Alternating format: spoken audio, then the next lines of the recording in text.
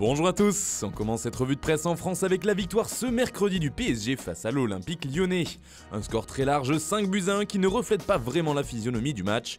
En effet, les Parisiens ont longtemps eu du mal face à l'OL, jusqu'à l'expulsion de Marsal et le pénalty concédé par ce dernier à la 61e minute. Les hommes de Thomas Tuchel ont alors pris le large, bien aidés par Kylian Mbappé, auteur d'un triplé hier soir.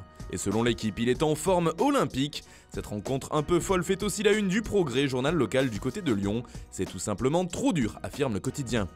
On part maintenant en direction de l'Italie où la presse semble soulagée. Comme on le voit ici avec le Corriere dello Sport, en avant le Calcio s'emporte le journal. Car si les matchs se joueront à huis clos jusqu'au 3 avril prochain, une date semble avoir été trouvée pour le duel entre la Juve et l'Inter. La rencontre devrait ainsi se jouer ce dimanche dans un stade sans public donc. La nouvelle fait aussi les gros titres de la Gazzetta dello Sport qui semble conquise par ce choix de jouer le derby d'Italie ce dimanche 8 mars. En Angleterre, ça jouait hier. 3 matchs de FA Cup avaient lieu et si Manchester City et Leicester se sont qualifiés en gagnant 1-0, Tottenham en revanche a été éliminé. Les Spurs affrontaient Norwich City ce mercredi et se sont fait sortir au tir au but.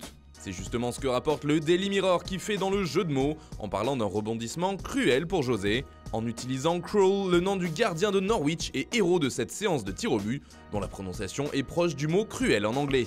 The Times aussi s'en amuse et parle d'un coup cruel pour Mourinho. Du côté de l'Espagne, on jouait aussi en coupe. La Real Sociedad s'est imposée 1-0 contre Mirandes et s'est donc qualifiée pour la finale de Copa del Rey.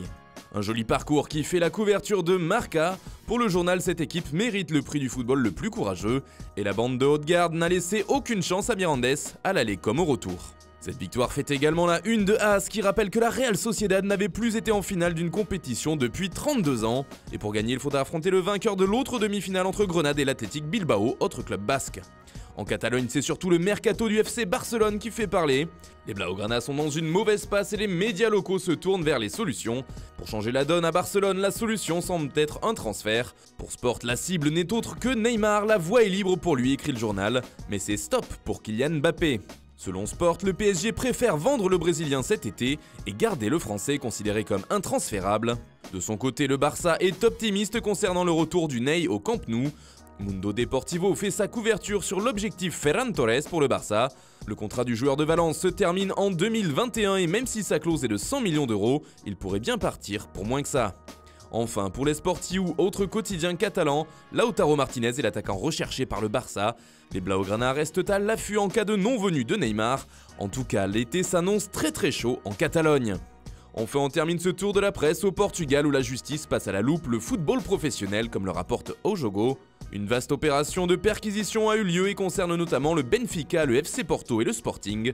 La justice portugaise suspecte une affaire de fraude fiscale et de blanchiment d'argent lié à des transferts. Cela fait aussi la une du journal Abola qui titre au peigne fin. A noter que le domicile d'Iker Casillas notamment et le célèbre agent Jorge Mendes ont eux aussi été perquisitionnés et sont concernés par cette opération judiciaire. Voilà, c'est tout pour ce matin, bonne journée à tous, on se retrouve dès demain pour une nouvelle revue de presse sur Foot Mercato.